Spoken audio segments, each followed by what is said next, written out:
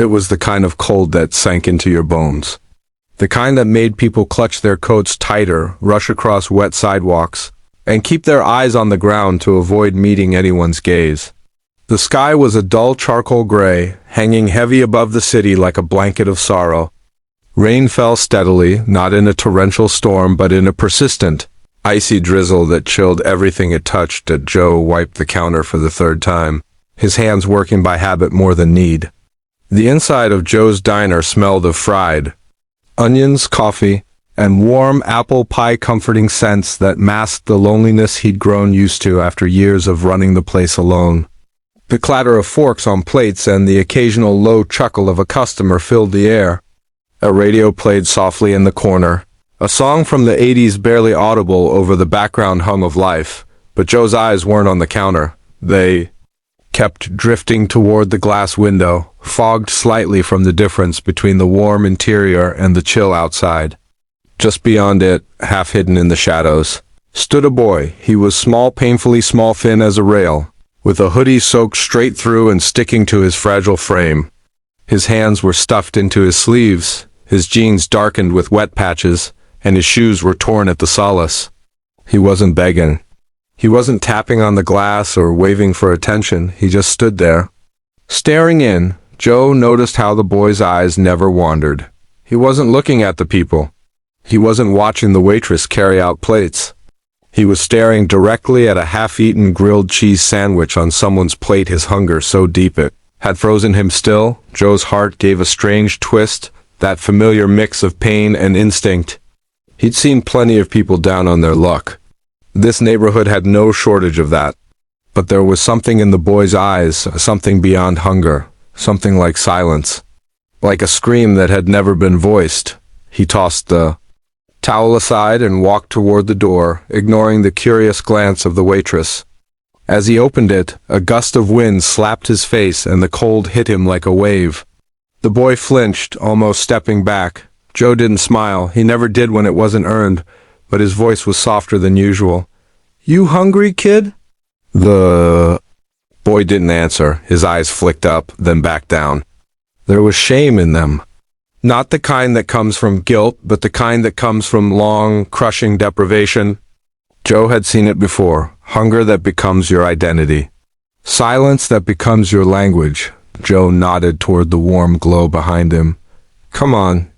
Ain't nobody judging you in there?" Still, the boy hesitated.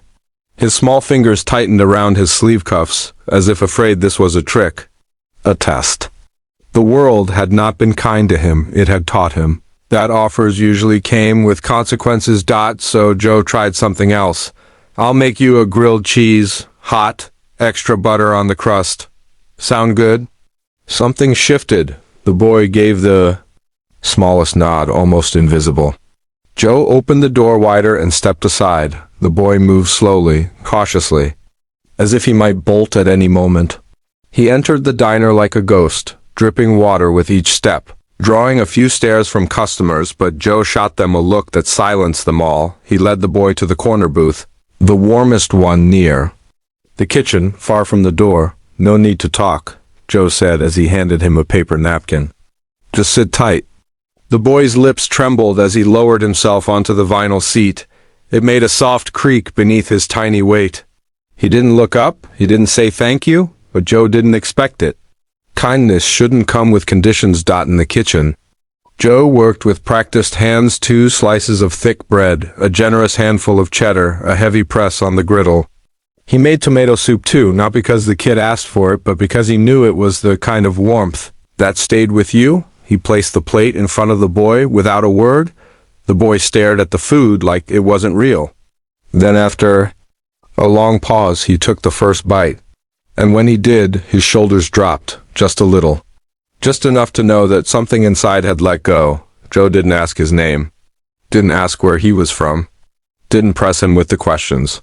He knew others would have. Instead, he just went back behind the counter, poured himself a coffee, and watched the boy eat. Outside, the rain continued. But inside that booth, under flickering diner lights, something sacred happened. A child was seen, fed, and warmed, not just with food, but with dignity, and even though Joe didn't know it yet, That single act of quiet compassion was going to change his life forever. Asterisk, asterisk, the days turned into weeks, and the weeks blurred into months. Autumn's chill melted into winter's deep freeze, yet every evening like clockwork, the boy would appear outside Joe's diner, waiting silently in the same shadowed spot just outside the window. Asterisk, eventually, he stopped hesitating at the door.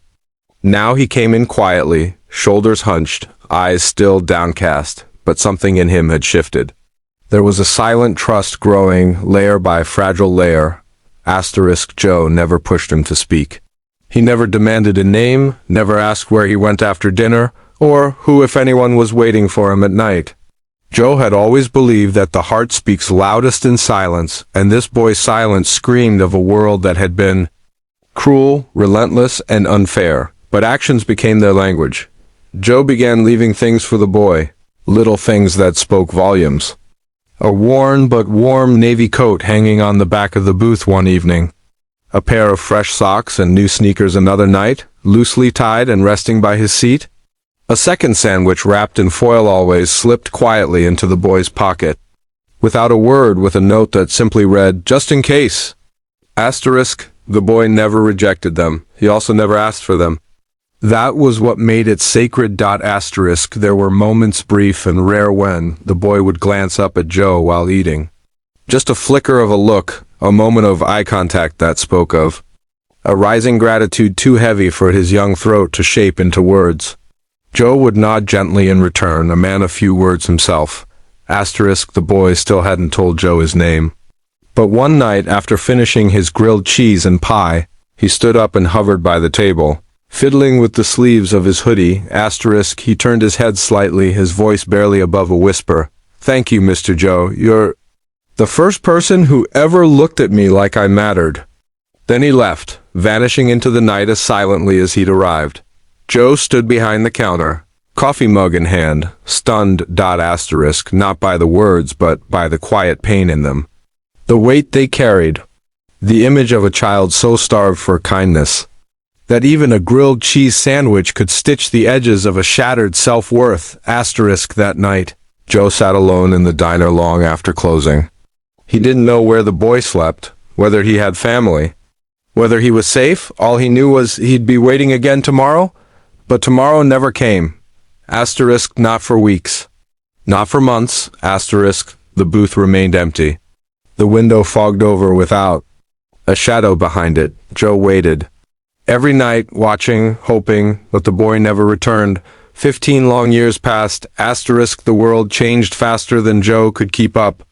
New apartment buildings went up, old businesses closed, neon signs replaced, warm storefronts. But Joe's diner remained the same, stubbornly timeless, with its chipped leather booths, buzzing neon sign, and faded photo wall behind the counter. Asterisk, Joe aged too. The once broad shoulders bent slightly, the dark hair turned white, and the strong hands began to tremble just a little when he poured coffee. But his heart, his quiet, giving heart, remained untouched by time. Asterisk, one bitter morning in February, while refilling the sugar canister near the register, Joe felt a sharp pain shoot through his chest. His breath caught, the room tilted. Dizziness overtook him like a wave. The coffee pot slipped from his hand and shattered on the floor. The waitress screamed. Asterisk, customers rushed to help. Someone called 911. Asterisk, Joe barely remembered the ride in the ambulance. The sirens seemed distant, like a dream. His world faded in and out, the pain like fire in his chest. By the time he reached the A, he was unconscious. Asterisk, at City Memorial Hospital, the trauma team sprang into action. Machines beeped, nurses called out vitals, and a crash cart was wheeled in. Asterisk, a young nurse handed over the patient's file to the incoming cardiac surgeon. Emergency coronary occlusion. 72 years old, unconscious, names Joseph Collins. No family listed? Dr. Evan Miles flipped open the file and froze. Asterisk, for a moment. He didn't speak. Asterisk, he stared at the name. Joseph Collins' pulse suddenly louder in his ears than the heart monitor. Asterisk, he looked at the man lying unconscious on the table face. Gaunt, skin pale, the years heavy on his frame, but the face Still familiar, it couldn't be. Boo asterisk. The surgical team looked to Dr. Miles, awaiting instructions. His voice was firm, but his hands trembled ever so slightly. This man gave me life, he said softly. Let's return the favor. He scrubbed it in, his eyes never leaving Joe as they wheeled him into the OR. Inside, beneath bright surgical lights, time folded in on itself. Asterisk Evan didn't see the years, the machines, or the hospital anymore. Asterisk he saw a small diner booth, a steaming bowl of tomato soup. Man who never asked for anything but gave everything. Asterisk, and now Evan would give him back the only thing that mattered. Asterisk, a chance to live. Asterisk. When Joe awoke, the first thing he felt wasn't pain. It just then. The door creaked open. Asterisk, and stepped a tall man in a white coat, clipboard in hand, early 30s. Clean-cut, confident, his face calm, but his eyes held something deeper in intensity, a memory. Asterisk, Joe squinted, him. But it was, asterisk, this man, this fragile, unconscious patient had once handed him grilled cheese sandwiches in silence, had once wrapped kindness around his shivering body like armor, had once looked at him, a nameless street boy, like he mattered. Asterisk, and now, Miles, the boy who had nothing, stood here as the only thing between life and death for the man who had once fed him like a son. Asterisk. The surgical team looked to Dr. Miles, awaiting instructions. Asterisk, his voice was firm, but his hands trembled ever so slightly. Asterisk, this man gave me life, he said softly. Let's return the favor. He scrubbed it in, his eyes never leaving Joe as they wheeled him into the OR. Inside, beneath bright surgical lights, time folded in on itself. Asterisk Evan didn't see the years, the machines, or the hospital anymore. He saw a small diner booth, a steaming bowl of tomato soup, a man who never asked for anything but gave everything, and now Evan would give him back the only thing that mattered, a chance to live. When Joe awoke, the first thing he felt wasn't pain, it was warmth, soft sunlight, spilled through the hospital window, casting a gentle glow on the clean white sheets tucked around him. There was a soft hum in the air, the sound of distant monitors, shoes squeaking on tile, the muffled voices of nurses exchanging shifts. He blinked slowly, his eyes adjusting to the brightness. Asterisk, for a moment, he wasn't sure where he was or even why. Asterisk, then it hit him, the chest pain, the diner floor. The sirens. Asterisk, he looked down at the 4 in his arm, the wires stuck to his chest, and let out a quiet breath. He was alive, somehow. Just then, the door creaked open, and stepped a tall man in a white coat, clipboard in hand. Early 30s, clean-cut, confident, his face calm, but his eyes held something deeper and intensity, a memory. Asterisk, Joe squinted, trying to place him. Asterisk, Mr. Collins, the doctor said gently, you gave us quite a scare. You had a major heart attack, but you're stable now. We performed emergency bypass surgery. You're going to be okay. Asterisk, Joe gave a slow nod, still groggy. Guess? I owe you one, he muttered with a dry smile. Asterisk. The doctor chuckled softly, but his voice grew more personal. No, he said, his tone shifting, emotion creeping in. You don't owe me anything. He stepped closer. I don't expect you to remember me, Mr. Joe. It's been teen years. But I remember you. Asterisk, Joe blinked. Something in his face changed. Asterisk, the man continued, his voice now quieter, like he was telling a sacred secret. Asterisk, you used to serve me grilled cheese every night. I was the skinny kid in the blue hoodie. You sat me in the back booth, gave me pie when no one else even gave me a second glance. Asterisk, Joe's hand trembled slightly as he reached for his glasses on the tray beside him. He slid them on and stared hard at the man. Asterisk, there behind the beard, the white coat, and the stethoscope. He saw him, the boy, the lost, starving boy. Asterisk, but now he stood tall, confident, a surgeon, a man. Asterisk, I thought you disappeared, Joe whispered, voice catching in his throat.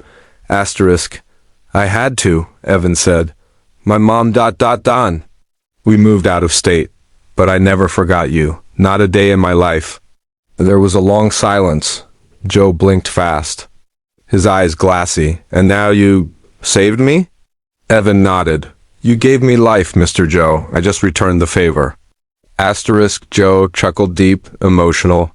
Tear-streaked laughter that filled the hospital room like sunshine after a long winter storm. Asterisk he reached out, and Evan clasped his hand, firm and steady.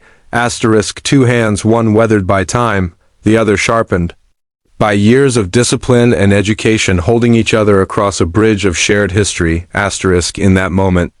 No one said a word. They didn't have to. 6 months passed. Asterisk the air was warmer now. Spring had returned, and with it the comforting rhythm of new beginnings. And on the corner of 8th and Lincoln, Joe's Diner looked different. Asterisk the building had been repainted a soft cream color. New signage had gone up.